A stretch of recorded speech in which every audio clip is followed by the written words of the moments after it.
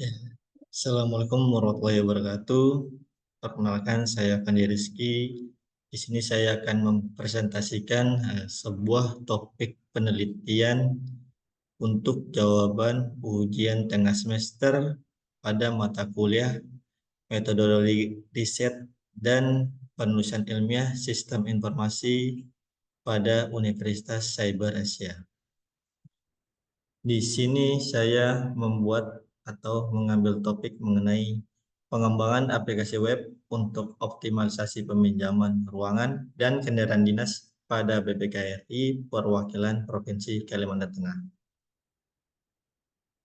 Ya, di sini terdapat 4 buah rumusan permasalahan pada topik penelitian tersebut.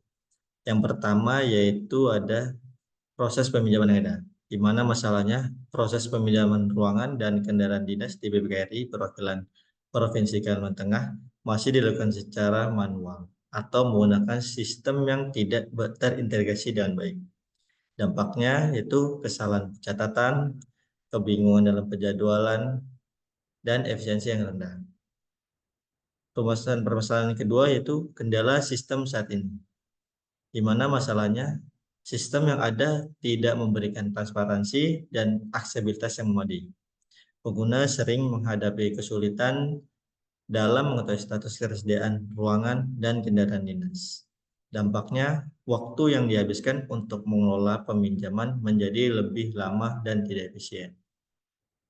Yang ketiga yaitu penerapan teknologi, di mana masalahnya kurangnya pemanfaatan teknologi yang tepat dalam mengelola peminjaman ruangan dan kendaraan dinas, di mana sistem manual rentan terhadap kesalahan manusia dan tidak menyediakan pelacakan real time.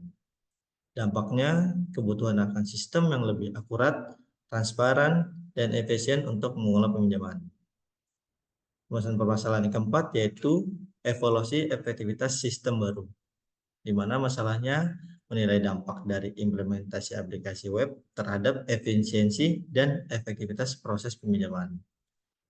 Dampaknya yaitu mengukur peningkatan performansi sistem, kepuasan pengguna, dan penghematan biaya operasional. Lalu ada beberapa metode-metode yang biasa digunakan dalam penulisan ilmiah atau penelitian. Pertama itu ada sistem dan proses yang ada. Studi ini meneliti metode dan alat yang digunakan untuk peminjaman ruangan dan kendaraan dinas di institusi lain. Analisis ini membantu mengidentifikasi kelebihan dan kekurangan sistem saat ini. Misalnya, penelitian oleh Velasquez et al. Dan 2002 di Spring Link meneliti sistem reservasi berbasis web untuk institusi pendidikan dan bagaimana ini mengurangi kesalahan manual dan meningkatkan efisiensi. Yang kedua, ada desain dan pengembangan aplikasi. Dalam penelitian yang dipublikasikan di EAA Explore Cowdery et al. Pada tahun 2001, menguraikan pengembangan aplikasi web menggunakan metodologi agil. Penelitian ini menekankan pentingnya literasi cepat dan umpan balik pengguna dalam mengembangkan aplikasi yang sesuai dengan kebutuhan peminjam dan admin sistem. Yang ketiga ada pengujian dan evaluasi. Pengujian aplikasi baru melibatkan pengguna akhir untuk mengidentifikasi masalah dan memastikan fungsionalitas sesuai dengan kebutuhan. Misalnya penelitian di Section oleh Zhang et al. Pada tahun 2003 menunjukkan pentingnya pengujian pengguna dalam lingkungan yang realistis untuk mendapatkan umpan balik yang akurat dan membangun solusi yang dapat diterapkan secara luas. Nah, berikut pemetaan metode dengan implementasi dan keunggulan. Di manalah analisis sistem dan proses yang ada, implementasinya yaitu studi kasus dan survei pengguna untuk memahami sistem peminjaman saat ini. Lalu ada analisis alur kerja dan identifikasi hambatan. Keunggulannya memberikan gambaran lengkap tentang kelemahan dan kelebihan sistem yang ada. Yang kedua, mengidentifikasi area yang membutuhkan perbaikan. Lalu, metode desain dan pengembangan aplikasi. Implementasinya, penggunaan metode agil dalam pengembangan aplikasi. Iterasi cepat dan umpan balik pengguna secara berkelanjutan. Keunggulannya, fleksibilitas dan kemampuan untuk menyesuaikan aplikasi dengan kebutuhan pengguna. Lalu, keunggulan lainnya, mengurangi risiko kesalahan besar karena iterasi berkelanjutan. Yang ketiga ada pengujian dan evaluasi. Implementasinya, pengujian fungsional dan pengguna dalam lingkungan realistis. Yang kedua, mengumpulkan umpan balik pengguna untuk perbaikan aplikasi. Keunggulannya, menjamin aplikasi berjalan sesuai kebutuhan pengguna. Lalu, mengidentifikasi dan memperbaiki masalah sebelum peluncuran penuh. Berikut merupakan penggunaan informasi dan keunggulannya. Analisis sistem. Informasinya, wawancara, survei, analisis alur kerja, lalu studi literatur. Keunggulannya, deteksi kelemahan sistem yang ada, pemahaman kebutuhan pengguna. Lalu di desain dan pengembangan, menggunakan agile, iterasi cepat, prototype, dan uji coba penggunaan. Keunggulannya, fleksibilitas, penyesuaian cepat, pengurangan risiko kesalahan besar. Lalu, pengujian dan evaluasi, pengujian fungsional, pengujian pengguna realistis. Keunggulannya, aplikasi sesuai kebutuhan, bebas bug, penerapan efektif.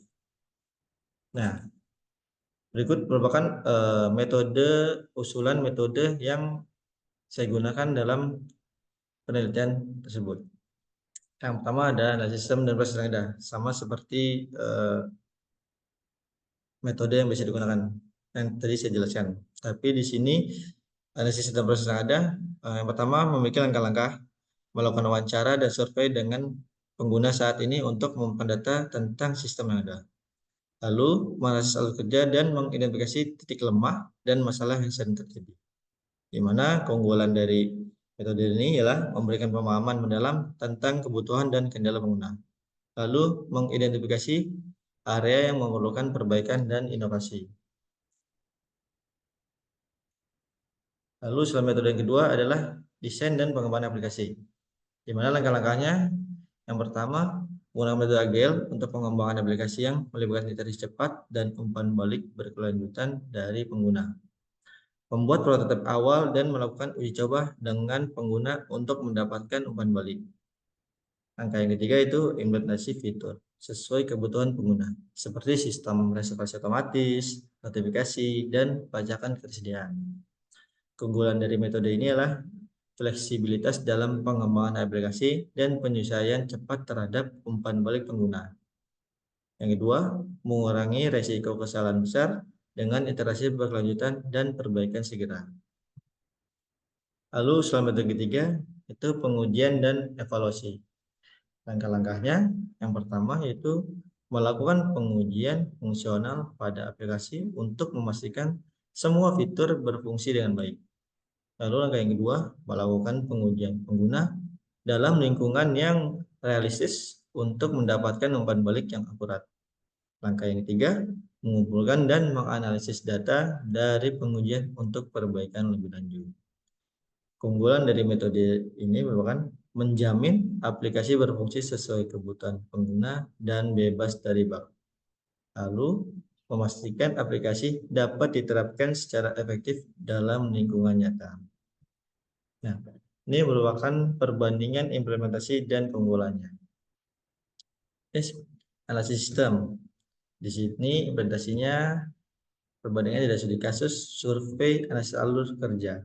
Keunggulannya identifikasi kelemahan sistem yang ada. Lalu desain dan pengembangan. Implementasinya menggunakan metode agile, iterasi cepat, umpan balik berkelanjutan. Di mana keunggulannya fleksibilitas, penyesuaian dengan kebutuhan pengguna. Lalu pada pengujian dan evaluasi, implementasinya pengujian fungsional dan lingkungan yang realistis. Di mana keunggulannya menjamin aplikasi sesuai kebutuhan perbaikan berkelanjutan. Nah, berikut merupakan capaian diharapkan dari topik penelitian yang dibuat. Yang pertama yaitu adanya peningkatan efisiensi proses peminjaman, di mana proses peminjaman ruangan dan kendaraan dinas akan menjadi lebih cepat dan efisien dengan sistem yang otomatis dan integrasi. Indikatornya itu pengurangan waktu proses peminjaman, peningkatan jumlah peminjaman yang dapat dikelola dalam sehari. Lalu yang kedua, adanya akurasi data dan pengurangan kesalahan.